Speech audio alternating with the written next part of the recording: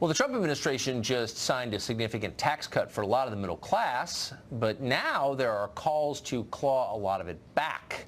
Some in the administration are pushing for a major spend on infrastructure to be financed with a hike in the gas tax, the federal gas tax. That, of course, would fall heaviest on rural Americans, while leaving most of the wealthy urbanites who voted for Hillary untouched. It's a little puzzling.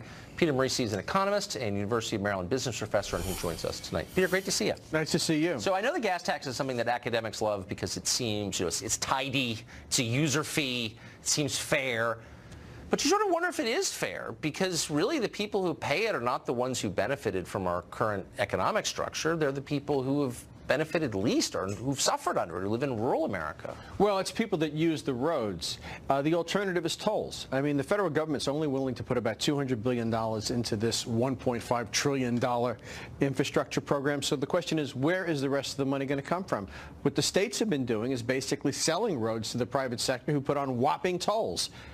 But wait a second, that's the alternative? So why do we have government? Is it to run diversity seminars and, pay the retirement of federal employees? No, it's to defend the borders, to keep the Visigoths at bay, and to pave the roads. That's a core function of government. So when did that become an extra add-on?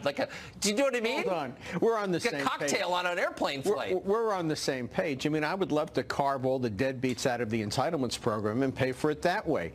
1 out of 20 Americans are adults, are on Social Security disability. I can't believe that 1 out of 20 adults between 16 and 65 can't work.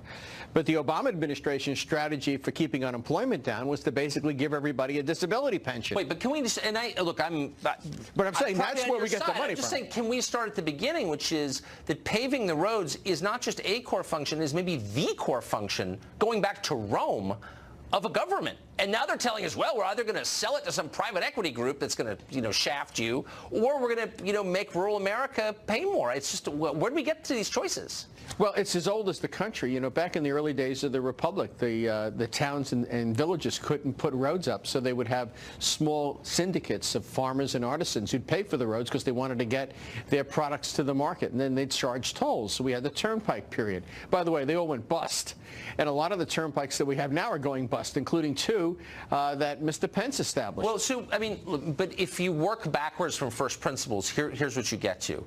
If we were to pass this 25-cent increase, that would instantly eliminate about 60% of the benefit that middle America got from this tax cut. Well, it's ridiculous to go 25 cents.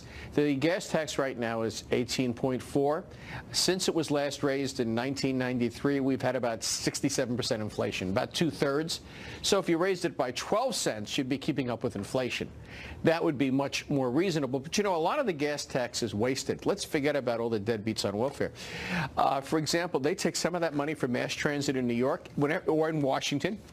And whenever you do that, all they do is increase civil servant salaries. Of course.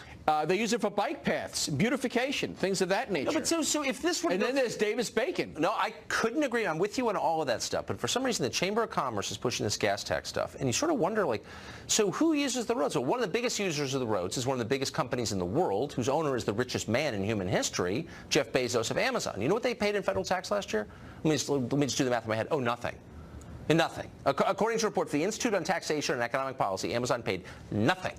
And yet, a lot of the, that's their business, is using the roads. So why can't we just assess Amazon for this instead of assessing everyone in rural Maine and Nebraska? Well, I don't think you'd quite get away with that, because I think you'd find that Amazon is very capable of lobbying.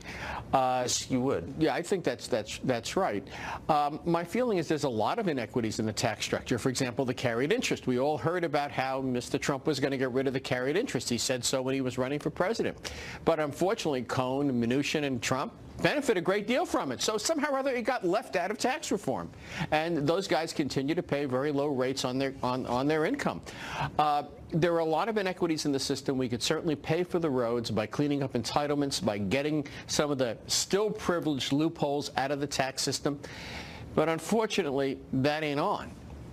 And so they talk about a gas tax. I like a gas tax better than, for example, tolls and things of that nature. Well, of course, selling public property to private companies. They did that with ticket collection here in D.C., and it's been a complete disaster. They did it with parking meters in Chicago, same thing.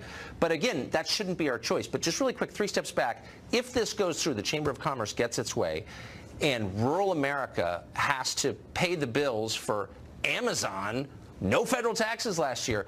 Do you think people start to think, I'm getting the wrong end of the stick? Well, I think that's one of the reasons it's so difficult to pass an increase in the gas tax, and that's why it hasn't gone up in over 2 decades, is simply because it is unfair that there are so many people in this country that are terribly wealthy that don't pay a whole lot of tax. Yeah, and like all the MSNBC hosts who ride their bicycles in from Brooklyn, they're not going to pay a single dime in this. You know, maybe we'd have a bicycle tire tax. How about that one? You know, $3 a tire. If you're riding your fixed gear in from Brooklyn, you're going to have to pay double. That's my rule. Peter, great to see you. Take care. Thank you.